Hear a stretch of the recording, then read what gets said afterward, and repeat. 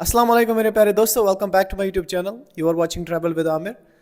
आज की वीडियो में जो है मैं एक्सप्लेन करूंगा कि अगर आप पुर्तगाल में आते हैं, अगर आप यूरोप में आते हैं, स्पेशली पुर्तगाल में, क्योंकि मैं पुर्तगाल के बारे में आपको इन्फॉर्मेशन देता हूं। तो जो दोस्त ये जानना चाहते हैं कि पुर्तगाल में एक्सपेंसेस कितने हैं, क्योंकि जब आप यहाँ आओगे तो आपको रहना पड़ेगा कहीं, चाहे आप कहीं भी जॉब कर लो तो आपको घर लेना पड़ेगा या किसी के साथ शेयर करना पड़ेगा। तो खाने पीने का क्या है यहाँ पर, घर के खर्चे क्या है यहाँ पर, ट्रांसपोर्ट का खर्चा क्या है, और बाकी चीज़ें जो छोटे मोटे एक्सपेंसेस है, ग्रोसरीज़ का वगैरह, ये सब एक्सपेंसेस क्या है, वो सारी चीज़ें मैं इस वीडियो में एक्सप्लेन करता हूँ। क्योंकि आज मैं घर पे ही हूँ तो मेरा डे ऑफ है, इसलिए मैंने सोचा मैं आपको सबसे पहले अपना घर दिखा दूँ कि जो हमारा घर है वो उसका रेंट क्या है, ठीक है, और उसमें कितने लोग रह रहे हैं, शेयरिंग में क्या है, तो ग्रोसरीज एक्सपेंसेस क्या है, मैं सारी चीज़ें आपको बताता हूँ इस वीडियो में। तो वीडियो के एंड तक बने रहे। अगर आप इस चैनल पर नए, चैनल को सब्सक्राइब करें, वीडियो को लाइक करें, इससे मुझे मोटिवेशन मिलती है आपके लिए और वीडियोस बनाने का। सबसे पहले मैं आपको अपना घर दिखाता हूँ और अपना नेबरहुड दिखाता हूँ कि हमारा नेबरहुड कैसा है और हमारा घर कैसा है। ये सारी चीज़ें मैं आपको दिखाता हूँ। ये आप देख सकते हैं, ये हमारा नेबरहुड है। ये देखिए, यहाँ से ये हमारी एक गाड़ी है, ये हमारा नेबरहुड है। और फिर आप इधर देख सकते हैं, इधर इस साइड यहाँ पे डस्टबिन लगे होते हैं। ऐसे सुबह सुबह लोग आते हैं और वो इसको साफ़ करके चले जाते हैं। सबसे बेस्ट है, यहाँ पर ज़्यादा गंदगी नहीं फैलती। तो फिर हाँ, मैं आपको पहले घर दिखाता हूँ कि कितना बड़ा घर जो है वो हमारा है। ये हमारा घर है, ये हमारा घर है जिसके सामने पार्किंग होती है। और फिर अंदर भी पार्किंग है, क्योंकि और भी लोग रहते हैं यहाँ पर, तो उनके लिए भी पार्किंग है। ये हमारे नेबर्स है यहाँ पर। ये हमारे घर के सामने एक बहुत बड़ी टंकी है जो कि हमेशा अलार्म बजाती रहती है जब भी कुछ होता है। जब जैसे विंड ज़्यादा आती है या कोई भी डेंजर होता है तो इस पर अलार्म बजने लग जाते हैं। और शाम को इसमें लाइट्स जो है चेंज होती रहती है। ये हमारी और एक गाड़ी आपने यूट्यूब वीडियोस में मेरी देखी होंगी या आपने इंस्टाग्राम पे देखी होगी। तो फिर हम चलते हैं अंदर की तरफ। सबसे पहले हमें किचन देखने को मिलता है। किचन कुछ ऐसा है, ये देखिए, यहाँ से बड़ी सी टेबल होती है जिस पे आप डिनर करते हैं। और फिर सामान रखने के लिए वॉशिंग मशीन हो गया, ठीक है, टोस्टर वगैरह। बाकी कॉफ़ी मशीन जो है मैंने खुद से परचेज़ की है, ये वाली, क्योंकि मैं यहाँ पर कॉफ़ी पीता हूँ यार। चाय नहीं मिलती तो काली कलोटी कॉफ़ी से जुगाड़ लगाना पड़ता है। तो एक इस साइड भी है, क्योंकि जो दूसरा बंदा यहाँ पर रहता है उसने अपना किचन छोटा सा अलग बना रखा है और मैंने इस तरह बना रखा है, वो मेरा किचन है। बाकी ओवन वगैरह, फ्रिज वगैरह सब लगे हुए, ये देख सकते हैं आप। मतलब एक टाइप से फुली फर्निश्ड होता है, जैसे अपने इंडिया में मिलता है वैसे ही फुली फर्निश्ड है। अच्छा, इस घर में हमारे पास 4 कमरे हैं, 2 नीचे हैं और 2 ऊपर हैं। और एक बड़ा सा लिविंग रूम है जो मैं आपको दिखाता हूँ। वो मेरे राइट साइड में है लिविंग रूम। मैं चाबी निकालता हूँ लिविंग रूम के लिए।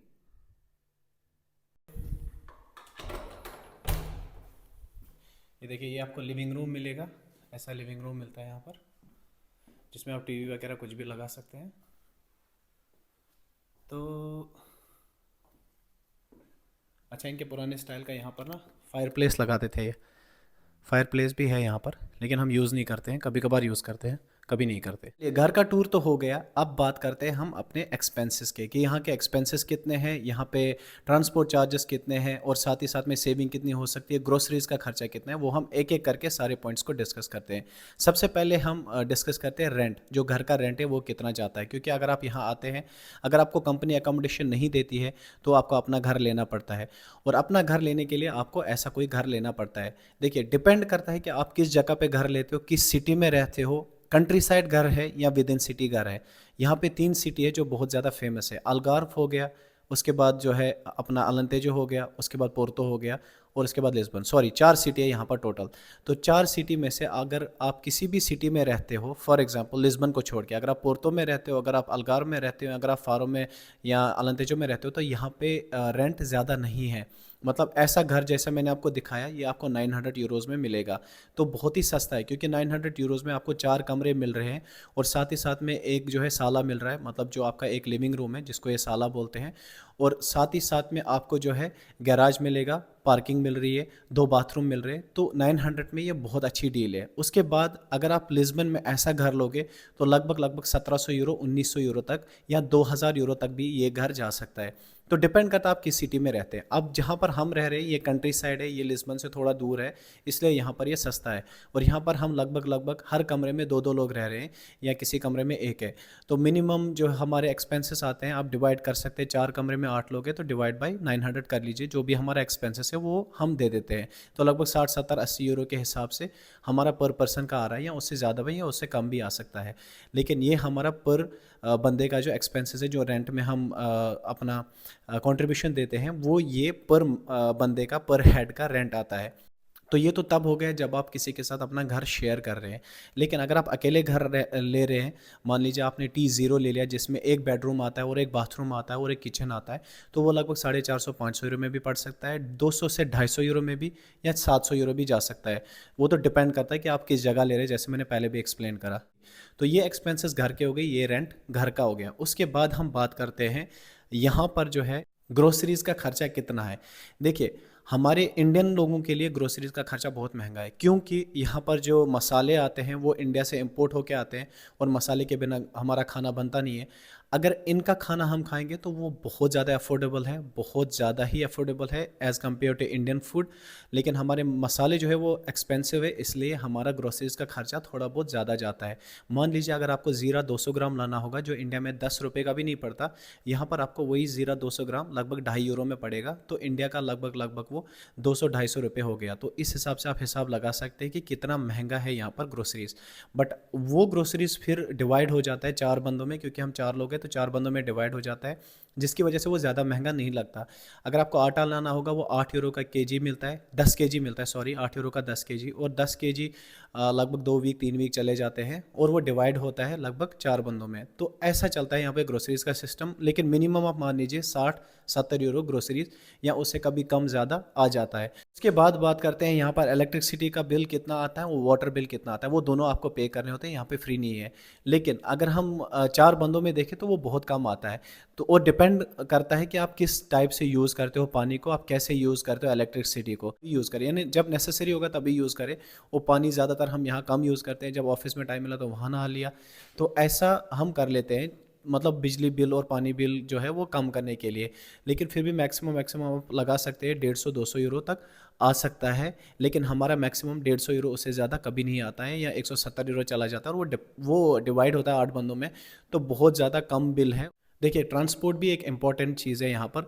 वो ज़रूरी तब है जब आप कंट्री साइड रहते हैं, अपने ऑफिस से दूर रहते हैं, आपको आना जाना होता है। अगर आप लकी हो तो आपके ऑफिस वाले आपको कैब देते हैं, कंपनी अच्छी मिली है बट ट्रांसपोर्ट नहीं मिल रहा है, तो आपको अपनी गाड़ी से जाना पड़ रहा है, तो ये भी एक इशू है। तो उसमें आपको अपनी गाड़ी पे पैसे लगाने पड़ेंगे, क्योंकि अगर आप अपनी पर्सनल कार लेते हो तो यहाँ पे 2 से 3 हज़ार में अच्छी गाड़ी आ जाती है। लेकिन फिर डेली बेसिस पे आपको आना जाना है, तो उसका पेट्रोल का खर्चा हो गया, डीजल का खर्चा हो गया, जो यहाँ पर आप मिनिमम 60-70-80 यूरो या 100 यूरो तक लगा सकते हैं।